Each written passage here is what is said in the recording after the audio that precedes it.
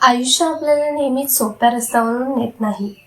कधी अचानक अपयश येतं, कधी नात्यांमध्ये दुरावा निर्माण होतो, कधी मेहनत करूनही यश मिळत नाही. आणि सगळं ठीक चाललं असताना एक धक्का आयुष्य बदलून टाकतो. अशा वेळी एक प्रश्न प्रत्येकाच्या मनात येतो, मी यातून कसं बाहेर पडू? मी पुन्हा पूर्वीसारखा होऊ शकतो का? खरं सांगायचं तर आयुष्यात पुढे जाणारे लोक ते नसतात ज्यांच्या आयुष्यात अडचणी येत नाही, तर ते असतात जे अडचणींशी जुळवून घेण्याची कला शिकतात. आज आपण पाहणार आहोत अशाच 6 सवयी ज्या माणसाला कितीही मोठ्या संकटातून पुन्हा उभं राहायला मदत करतात. नंबर 1, हे का माझ्यासोबतच घडलं? हा प्रश्न सोडा. वाईट वेळ म्हणजे रस्त्यावरून अचानक आलेला मोठा खड्डा आहे.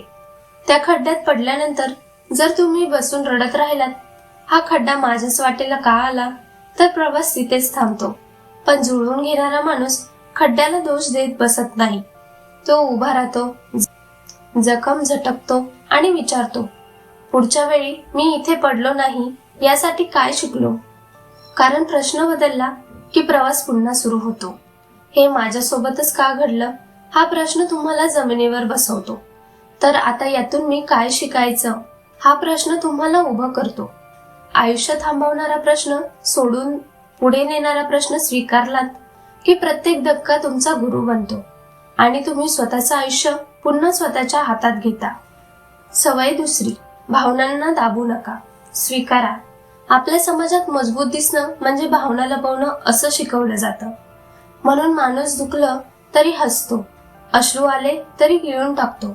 पण आज साचलेले दुःख कधीच आपोआप निघून जात नाही. ते हळूहळू मनावर ओझं बनतं आणि कळत नकळत आपली ऊर्जा संपवू लागतं. जुळवून घेणारा माणूस हे ओझं वाढू देत नाही. तो रडायला लागला तरी रडतो, शांत बसावंसं वाटलं तर बसतो, कुणाशी बोलावंसं वाटलं तर मोकळेपणाने बोलतो. कारण त्याला माहीत असतं की भावना व्यक्त करणं म्हणजे कमजोर होणं नाही, तर आत साचलेली घाण बाहेर काढणं आहे. जसं शरीर स्वच्छ ठेवलं नाही तर आजार होतो, तसंच मन स्वच्छ केलं नाही तर माणूस आतून थकतो, चिडचिडा होतो आणि स्वतःवरती राग काढतो. पण आज जर भावना मोकळ्या केल्या, स्वतःला थोडा वेळ दिला, तर उद्या पुन्हा उभं राहण्यासाठी मनात ताकद, स्पष्टता आणि शांतता उरते. सवय तिसरी, जे बदलू शकत नाही ते स्वीकारा.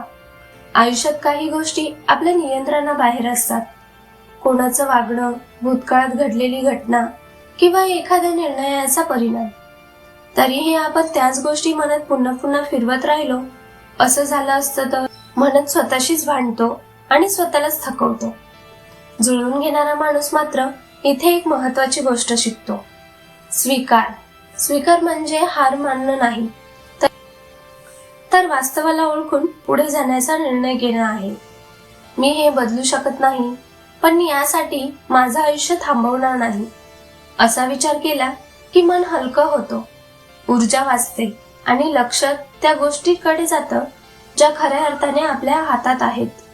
जे बदलता येतं त्यावरती शांतपणे काम केलं आणि जे बदलता येत नाही ते सोडायला शिकलं की माणूस अडकून राहत नाही, तो पुढे सरकतो.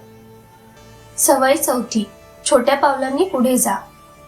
वाईट वेळेत मन आधीच थकलेलं असतं, पण तरीही आपण स्वतःला सांगतो, आजच सगळं सुधारलं पाहिजे, आणि हे दडपण मनाला अजून कमकुवत करतं.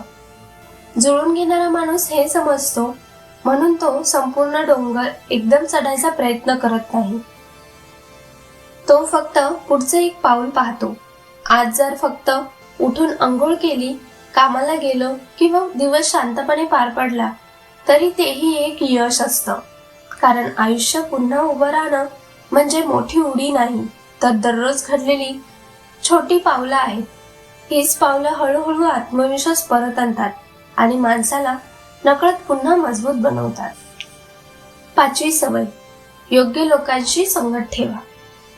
वाईट काळात कोण आपल्याबरोबर आहे हे नाही, तर कोणामुळे आपल्याला शांतता मिळते हे जास्त महत्वाचं असतं. कारण काही लोक साथ देत असल्यासारखे वाटतात, पण ते फक्त तुमच्या दुःखावर बोलतात, सल्ले देतात, तुलना करतात आणि मन अजून गोंधळात टाकतात. जुळवून घेणारा माणूस सगळ्यांना खुश ठेवण्याच्या मागे धावत नाही. तो जाणून बुजून अशा लोकांना निवड करतो जे ऐकून घेतात, न्याय करत नाहीत आणि जवळ असताना मन हलकं करतात.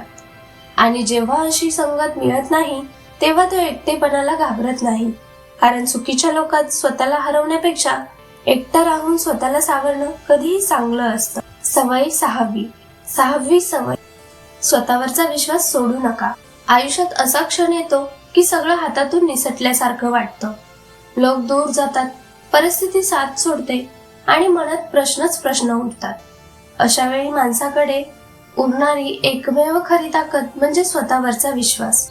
जुळून घेणारा माणूस हा विश्वास परिस्थितीवरती अवलंबून ठेवत नाही. तो स्वतःच्या अनुभवांवर उभा असतो. तो स्वतःला आठवण करून देतो की आज मी थकलोय पण हरलेलो नाही, आज मी गोंधळलोय पण संपलेलो नाही.